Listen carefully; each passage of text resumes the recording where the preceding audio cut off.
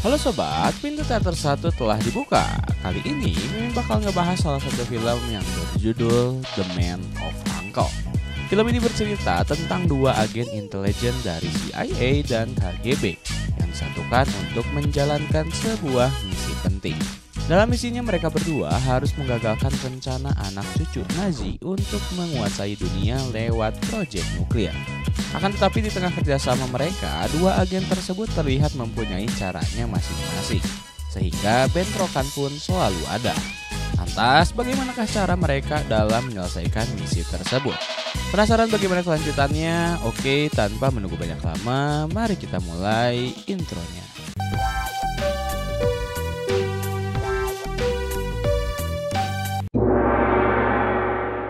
Scene diawali di mana seorang pria bernama Napoleon sedang memasuki kota Berlin, Jerman. Dia diketahui merupakan agen intelijen Amerika alias CIA. Setelah memasuki kota, Napoleon yang dibekali dengan keilmuan yang luas lantas mendatangi sebuah bengkel mobil. Dia berniat untuk menemui seorang wanita yang bernama Gaby. Gaby diketahui adalah anak seorang profesor pembuat bom nuklir. Dan kali ini ayahnya telah menghilang karena diculik oleh Nazi. Kedatangan Napoleon di sana adalah untuk menyelamatkan ayah dari Gaby. Diketahui juga Gaby memiliki seorang paman yang tentu memiliki informasi tentang kemana ayah Gaby diculik. Di samping itu, Napoleon yang melihat di kopernya ada sebuah alat penyadap lantas dengan santai membuangnya ke dalam cangkir kopi. Karena tahu ada yang memata-matai mereka, lantas Napoleon pun langsung mengajak Gaby pergi dari sana menggunakan mobil Gaby. Sementara dari luar terlihat seorang pria bernama Ilya sedang menguntit obrolan Gaby dan Napoleon. Sontak keduanya pun buru-buru cabut dari sana. Nampak aksi kejar-kejaran pun terjadi dengan sangat ciamik dan cukup seru. Lantaran Napoleon perlu beberapa kali untuk mengelabui Ilya agar tak mengikuti mereka. Tentu Ilya juga bukan orang sembarangan. Dia adalah agen KGB alias intelijen Rusia. Sempat saling bermain petak umpet antara mobil Gaby dan Ilya, lantas Napoleon pun terlihat berhasil membuat Ilya menabrak pembatas jalan. Di situ Ilya belum pula menyerah dan lanjut mengejar Napoleon dan Gaby. Kala itu Napoleon berniat membawa Gaby melewati pembatas tembok Berlin agar bisa cabut dari negara Jerman dan menemukan sang ayah. Setelah beberapa strategi ciamik yang membuat mobil Gaby terperosok di gang, Napoleon lantas memasuki beberapa rumah untuk bisa melancarkan rencana selanjutnya. Sementara itu Ilya tepat ada di belakang mereka. Setelah berhasil menaiki apartemen, Napoleon pun menghubungi rekannya untuk melakukan aksi penjemputan dengan meluncur menggunakan tali. Ilya tentu mengikutinya dari belakang, namun sayang aksi Ilya itu segera digagalkan oleh Napoleon, sehingga Gaby dan Napoleon berhasil cabut dari sana. Keesokan harinya ketika Napoleon dan Gaby sedang berada di rumah aman, bos Napoleon pun datang. Si bos lantas memberitahu sedikit kalau kekacauan yang dibuat oleh Napoleon telah membahayakan CIA. Namun Napoleon membantah dan bersikap dingin terhadap si bos. Tak sampai situ obrolan terus berlanjut di mana Napoleon dibawa ke salah satu taman hingga memasuki suatu toilet umum. Alih-alih ingin menyampaikan sebuah percakapan penting, tiba-tiba datanglah Ilya. Sontak Ilya langsung melompat dan menghajar Napoleon hingga terjatuh. Mereka beradu silat hingga datanglah satu orang pria yang disinyalir adalah bos dari Ilya.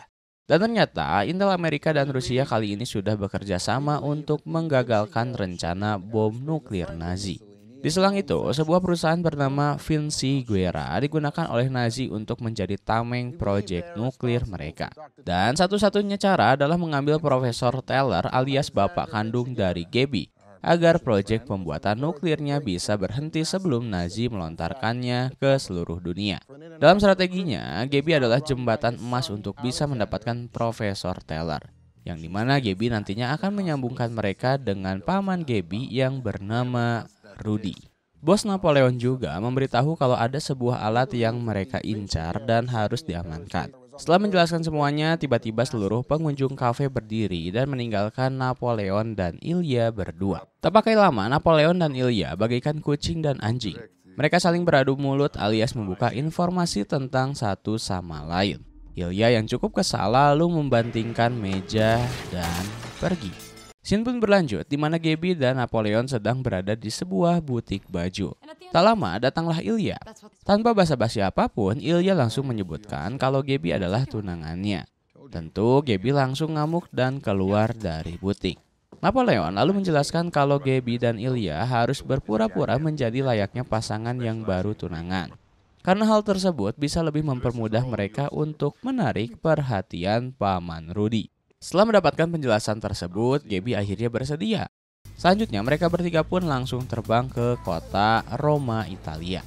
Karena di sanalah aksi-aksi memukau ketiganya akan berlangsung. Sesampainya di sebuah hotel mewah, terlihat Gaby dan Ilya sedang berjalan-jalan di depan hotel. Ketika sedang santai mengobrol, tiba-tiba Napoleon datang. Dia berpura-pura menjadi seorang kolektor barang-barang antik. Napoleon juga memberitahu kalau Ilya dan Gaby sedang dimata-matai oleh dua orang pria. Ilya tentu saja tahu hal itu.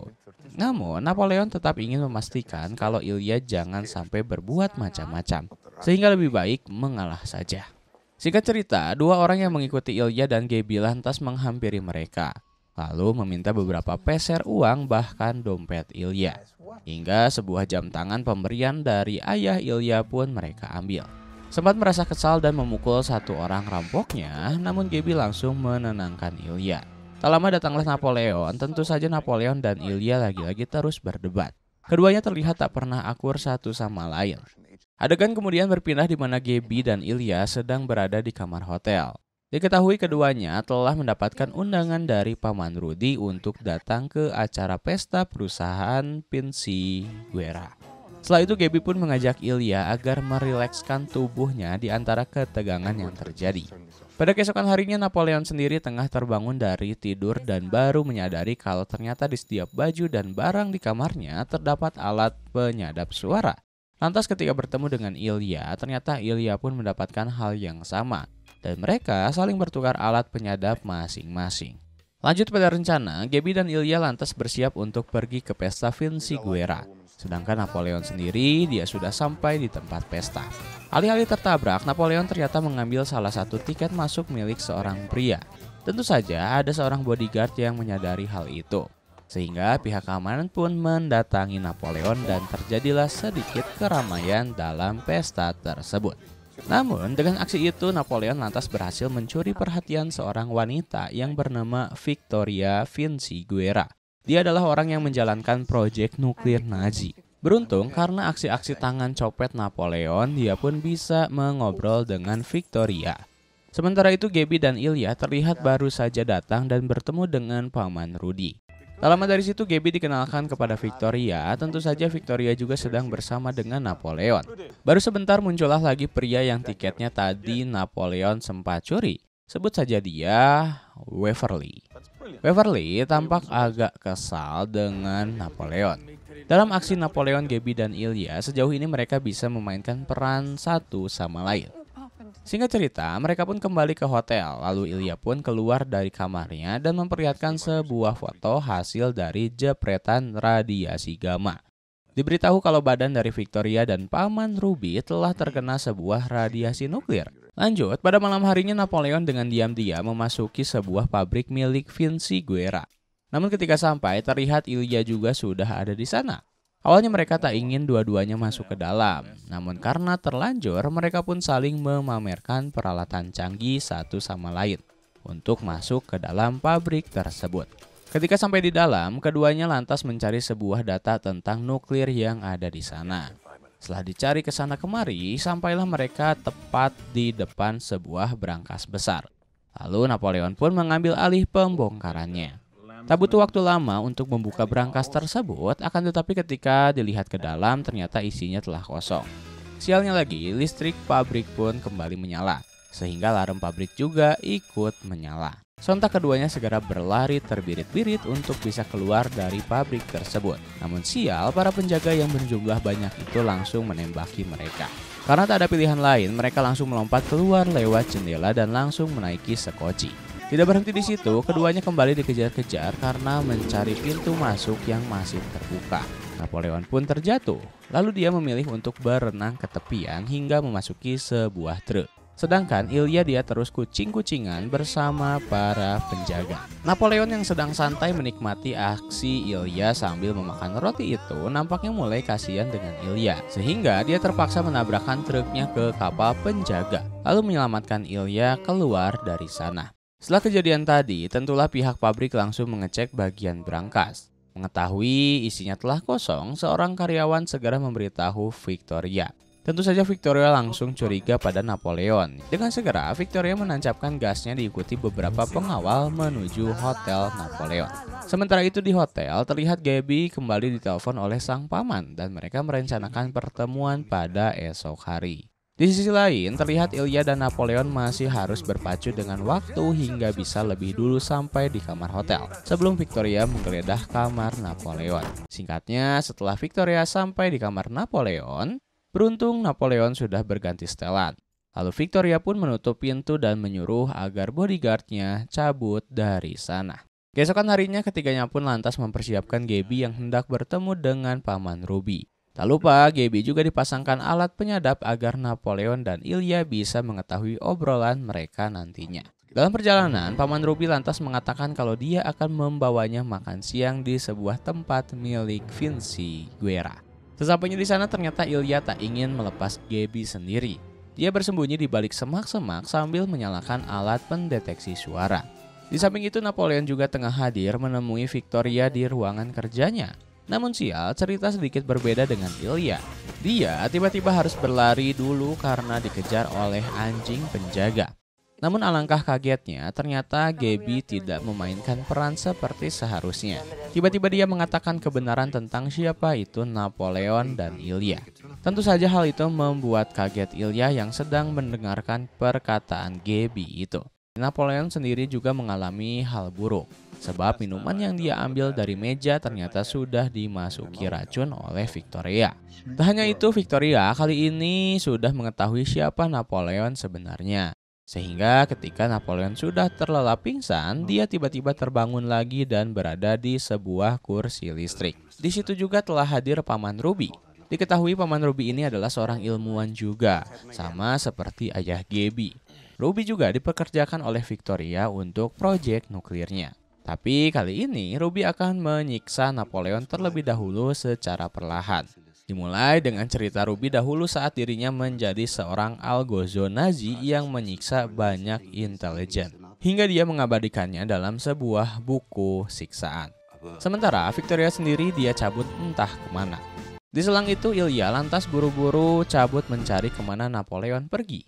Dan beruntungnya ketika Ruby sedang bercerita ke sana kemari, tak lama datanglah Ilya dari belakang. Sehingga kini posisinya telah berganti.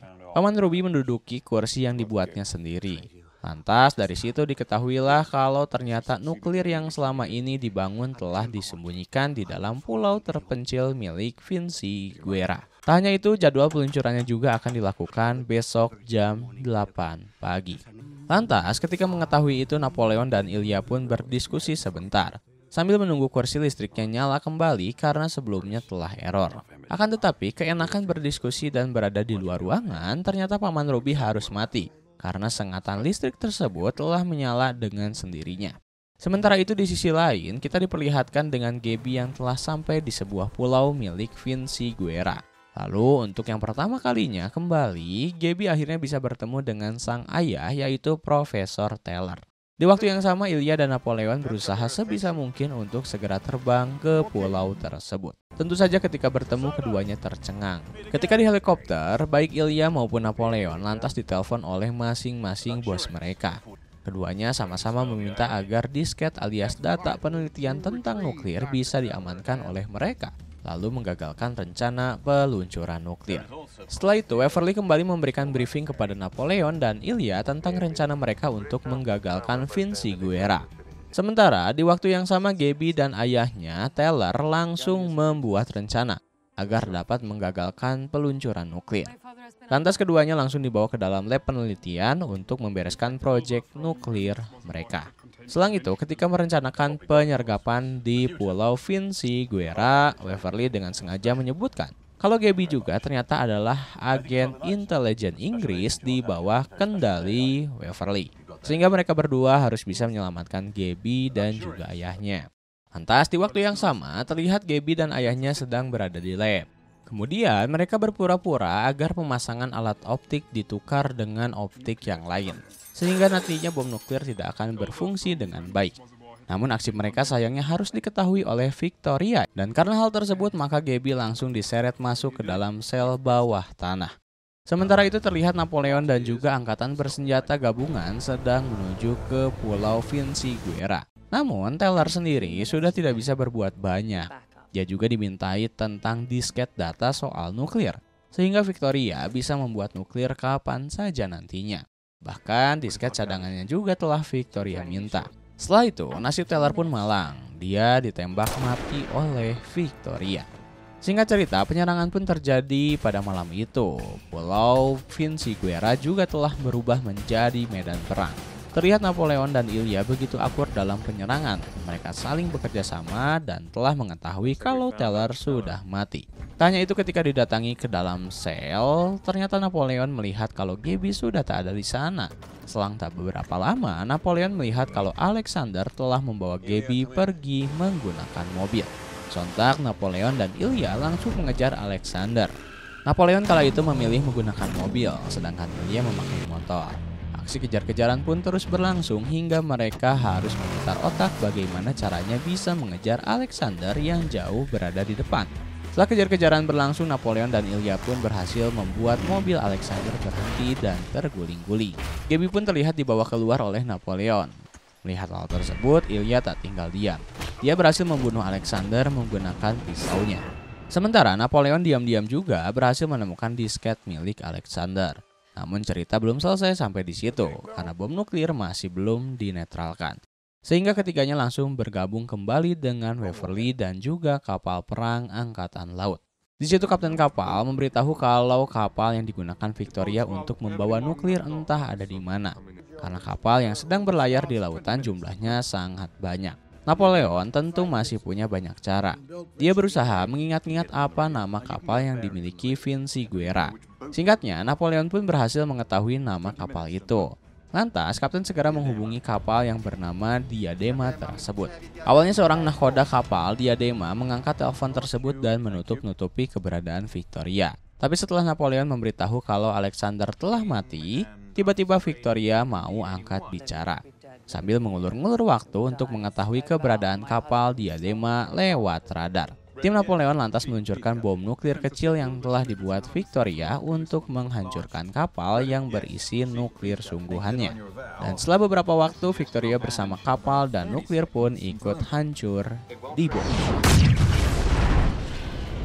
Selanjutnya, ketika semua keadaan sudah tenang dan aman, Gabby dan Ilya terlihat berada di kamar hotel untuk berkemas pulang. Namun tiba-tiba Ilya ditelepon kembali oleh atasannya yang memberitahu kalau disket data nuklir sudah berhasil diamankan oleh pihak CIA. Mengetahui hal tersebut, Ilya tentu langsung marah dan kesal karena dia tidak berhasil mendapatkannya. Sehingga Ilya pun pergi mendatangi kamar Napoleon. Saat itu Napoleon juga sedang bersiap-siap untuk pulang. Namun seketika dia juga sadar kalau Ilya pasti akan mengincar disket tersebut. Keadaan cukup canggung saat itu, namun Napoleon tiba-tiba melemparkan jam Ilya yang waktu itu pernah dicopet oleh anak buah Victoria. Tidak hanya itu, Napoleon juga belak-belakan bicara kalau disket ini sepertinya tidak bisa diberikan pada siapapun. Sehingga ketika mereka berdua sedang nongkrong di sebuah restoran, mereka pun sepakat untuk membakar isi dari disket tersebut. Tak lama setelahnya datanglah Gabby bersama Waverly, dan Waverly pun memberitahu pada ketiganya kalau mereka sekarang telah disatukan menjadi sebuah tim intelijen yang bernama Uncle. Dan ya, film pun tamat.